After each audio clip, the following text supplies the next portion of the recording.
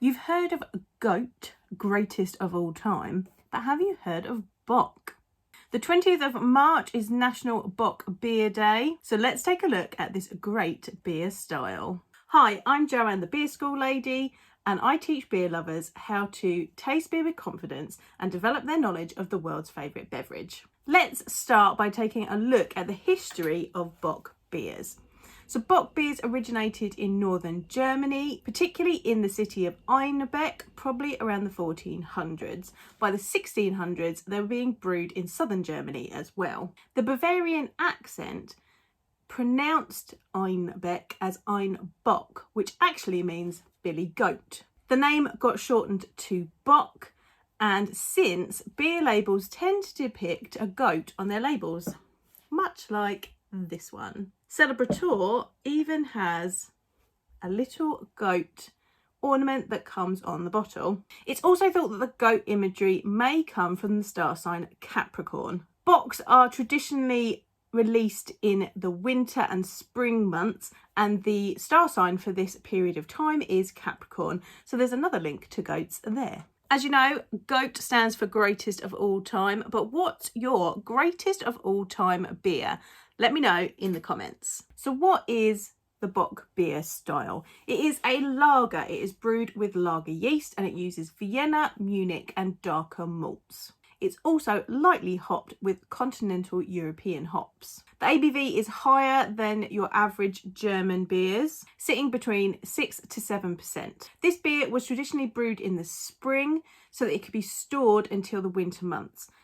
Before temperature control, brewers could not brew in the summer because wild yeast could sour the beer very quickly, so a ban was put on brewing during that time. They brewed stronger beers in springtime to last them all the way through into the winter months. Bock was one of those styles, hence the higher ABV. It's also thought that it was brewed by Bavarian monks to sustain them through their fasting times. There are 6 different versions of the bock style.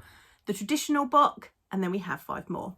Let's look at those now. As craft beer drinkers, we're often told of the evils of lager because we think about macro, but a proper German lager is quite delicious.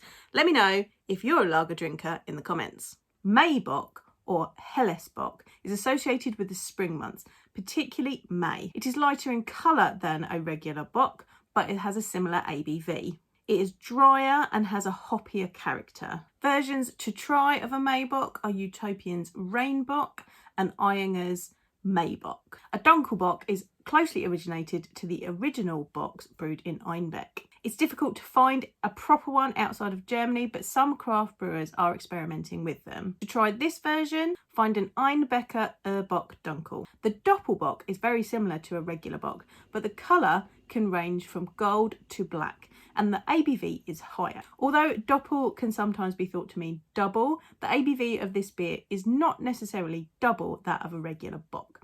It sits between 7 to 12%.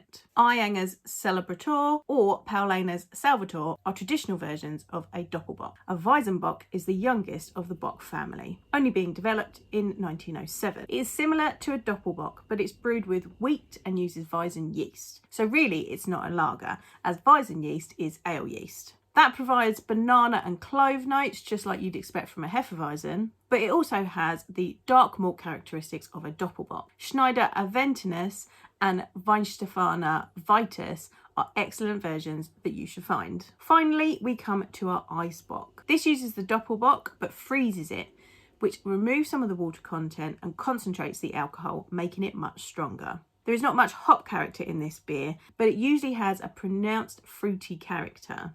Examples you can find include Kulmbacher Eisbock and more local to the UK, Piller's Eisbock.